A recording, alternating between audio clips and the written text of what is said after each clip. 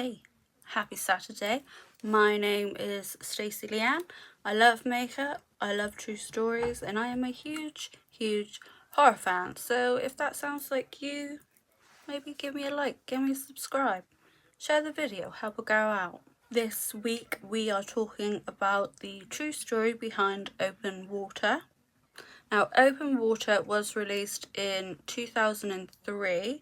The premise is a couple go on a scuba diving trip and they are accidentally left behind due to an inaccurate head count. They find themselves struggling for survival in shark-infested waters. It has an 8.5 out of 10 on IMDb and it is available to watch on Amazon Prime. Not sponsored yet. This week I have gone in with my Jolie Beauty Till Death palette. I just thought it was fitting. We're talking about a couple, you know? But let's get into it. The story behind Open Waters is so much worse. Firstly, No Fear Unlocked. I'm not really a fan of the sea. You can't see what's under you, and the anxiety, I could just never. On January the 5th, 1998, Tom and Eileen Lonergan were experienced divers on a trip to Australia's Great Barrier Reef when their dive boat left them. 2 days had passed before anyone realised that they were missing. Scary. Rescue teams searched for the married couple 4 days. So how did this exactly happen? So in order to communicate effectively underwater, divers will carry a slate with them and then they can write messages to each other. And about 6 months after Tom and Eileen's disappearance, their slate actually was discovered by a fisherman miles away from their dive site. On this slate it included the date and it also said, "Please help us or we will expire." That is so like chilling. They must have been like so scared. Plus they put a lot of faith in somebody would find it in time, but okay. This distress note showed that the Lonergans were not left behind by choice and they were alive till at least the next day. So investigators, they did discover their personal diaries in their hostel room in Hains, Queensland, which revealed several disturbing entries. Now, according to these entries, both Tom and Eileen were unhappy with their lives and each other. The couples both had careers as teachers and each wrote how they hated their jobs. Eileen's diary did include an entry about how she felt too intertwined with her husband and how he had developed an exploration wish. And Tom's diary backed this up as he wrote, "Like a student who has finished an exam, I feel that my life is complete and I'm ready to..." Some theories do suggest that the couple were carrying out an expire pact, or Eileen was the victim of a unalive expire pact at the hands of Tom. And just a side note here from like someone who 6-7 years ago had a plan, I can tell you that it's not work. Things do get better, they do. You have to put in the work, you have to put in the effort, but they do get better. And if you feel that way, please reach out to somebody, because the difference of you feeling really alone and then talking to somebody and maybe just thinking, just having a little bit of hope, I think that's a really big thing. So please reach out to somebody you trust. You're not a bother, I promise. So open water suggests that the Lonergans met their ultimate fate to sharks. I do love sharks. I think they're so beautiful. Although half the world's sharks live in the waters around Australia, most of them are completely harmless to humans. I think actually they don't like the taste of us, is that right? And there was no real evidence of a shark attack on the couple's wetsuit and dive jackets that washed ashore. So if they're bored and like their wetsuits and everything was found ashore, what happened to them?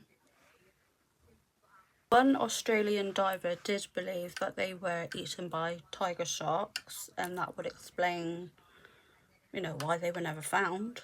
So tiger sharks are notoriously dangerous, and it's thought that the shark probably watched the couple for a couple of hours and then approached, and eventually dinner time. While the police were investigating, they found another story that emerged. So another boat captain who claimed to have visited the same dive spot the next day may have seen the couple. According to his story, the head count before the vessel's return trip included 2 more than the one that was taken before they left shore. He said that all the tourists on his expedition were in fact Italian and spoke in their native tongue, and he distinctively remembers hearing 2 American voices. I mean, if they were alive, wouldn't they want some of that movie money, you know? It could have been possible that they slipped in amongst the divers and then disappeared once the boat got ashore, but that would mean that the couple planned to spend the night in the sea waiting for an entirely different boat to show up the next day. For why? For what reason? Doesn't make any sense. Several weeks after Tom and Eileen were reported missing, pieces of their diving gear did wash up on the shore. Inflatable diving jackets and air tanks were found by the group on the beach, and it was about 70 miles north of Port Douglas. The jackets did have the couple's name in them. The air tanks did have a little air left in them, which means the couple dropped them when they realised that the boat wasn't coming back for them. Like, even 8 years after the incident, people are still finding bits of their equipment wash up ashore, like a fin. And it's not really clear why the Lonergans would have removed their jackets. They would have helped them stay afloat, right? Theorists believe that the Lonergans became delirious and dehydrated and removed them in an attempt to swim to shore. But wouldn't they help you stay afloat, right? We're talking about like a life float jacket thingy. So wouldn't that take less strain off of them? I don't know. What do you wear under a wetsuit? Do you wear like your swimming costumes, right? I don't know. I've never ever put a wetsuit on. I probably never will. In addition to the couple's pieces of diving equipment, they also found a woman's wetsuit that was the same sort of size as Eileen would have worn a couple of months after the couple went missing, and it was still pretty much intact, so there were no teeth marks or blood or anything like that to suggest a shark attack. But interestingly, there were barnacles attached to the zipper, and authorities did determine that from the rate of growth on the suit, they had probably been adrift in the ocean since like the end of January, around the time the couple disappeared. So when the boat, the Outer Edge, returned to dock, a crew member did find an unattended bag, and he, assuming, you should never assume, it makes an ass of you, that a tourist had left it, he put it in the lost and found. So Tom and Eileen, they were staying at a local hostel, and when they didn't show up for the shuttle to take them back, the driver did have a look around the shops and the restaurants for them. He also called the Outer Edge, and despite the fact that Tom and Eileen had left their shoes at the dive shop, it was assumed that they somehow managed to return to the hostel on their own without telling anybody, with no shoes. So 2 days later, the Outer Edge owner, Jack, noticed the bag was still unclaimed. So he had a little look through and discovered Tom's wallet. Finally concerned, he called the hostel and discovered the couple had never returned. He contacted the police and a search party began 2 days later. Apparently, none of the crew members noticed that they were missing 2 dive jackets and 2 weights. Do they not like take a stock check, you know, like an equipment check, make everything, like what about somebody like had stolen something, you know? The day after Tom and Eileen went missing, the boat actually went back to the same spot with a new group of divers, and one of the divers found 2 weight benches, no, 2 weight belts on the seabed in the St. Crispin Reef where they were last seen. Weight bench, like the fish are just down there working out, oh my god. So the diver that found these belts did report it to Jack Nairn, but as the Lonergans had not yet been reported missing, nobody connected these 2 events. Eileen actually started scuba diving when the couple lived in Louisiana, and then convinced her husband to join in with her hobby. I thought it was quite nice. Since the couple were both experienced divers, they decided they were going to go off on their own during the dive, and the crew member that they told didn't record it in the dive logs, so they were literally failed on every single level.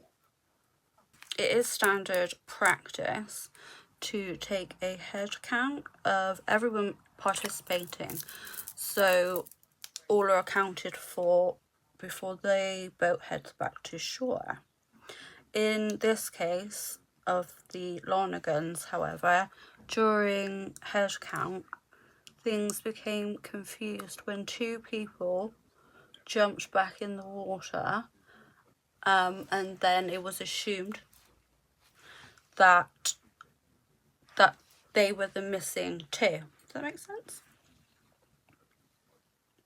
So they thought everybody was back on board and they headed out. There were some claims that the crew members were inexperienced and somehow missed the Lonergans because of failure to carry out their responsibilities, which is terrifying. So in 1999, the owner of the Outer Edge, Jack Nairn, was in fact charged with manslaughter of the Lonergans, and it went to trial in a criminal court. The defence used the couple's diary entries to question the intention of the couple and claimed they faked their own death. Whatever their intention, he was still negligent and responsible for their safety, in my personal opinion. The trial was centred around Nairn and not the entire company, but members of the jury felt it wasn't his fault alone. I mean, and no one's going to book him after this, surely. Although Nairn was acquitted, he was also tried in an Australian civil court and pled guilty to negligence and was fined for breaking safety rules. So that's something, I guess, I don't know. Thanks to the fines and the court costs and the amount of negative publicity he received, Nairn was in fact forced to close down his business, which, no, maybe it's for the best. Some things just don't work out. But like, how would you, I'd feel, oh, I don't know. The tragic story of Tom and Eileen Lonergan also inspired Queensland to enact stricter rules on how dive companies should operate and how head counts are taken. I suppose that is the only good thing to come out of this. But should it have taken a tragedy for things to be stricter? I don't know. Some people questioned why the Lonergans didn't swim to a well-lit nearby diving board or swam to one of the life buoys and flagged down a ship, and I guess we'll just never know. It really was a series of tragic events that kind of led to this, but that is the true story of open water. Don't forget to like and subscribe, maybe treat yourself and watch another video, but I will see you next week. Bye.